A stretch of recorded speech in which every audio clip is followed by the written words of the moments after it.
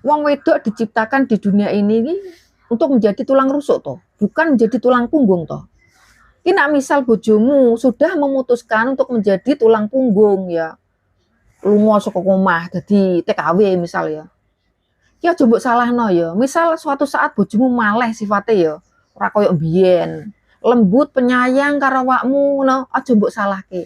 Misal bojomu sifate maleh, wonge tegas, disiplin, keras kepala, egois, angel aturane, mbok atur ki ra gelem ngono lho wong iki. Malah malah anu, cenderung gampang nesunan.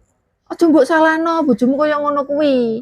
Kuwi karena awakmu juga introspeksi dirimu sendiri, ngono lho.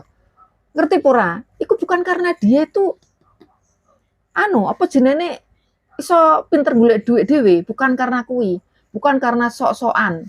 Ngerti awakmu ya? Pundake iki lho, pundake sudah terlalu capek memikul beban.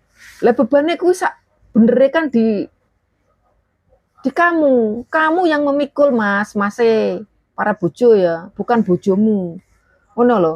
Introspeksi diri aja langsung nyalahno bojomu. Saiki bojoku kualat ora gelem manut wong lanang. Keras kepala, angel aturane. Aja mbok salahno, introspeksi diri saiki ndelokke awakmu soale awakmu ki nang omah piye ngono lho.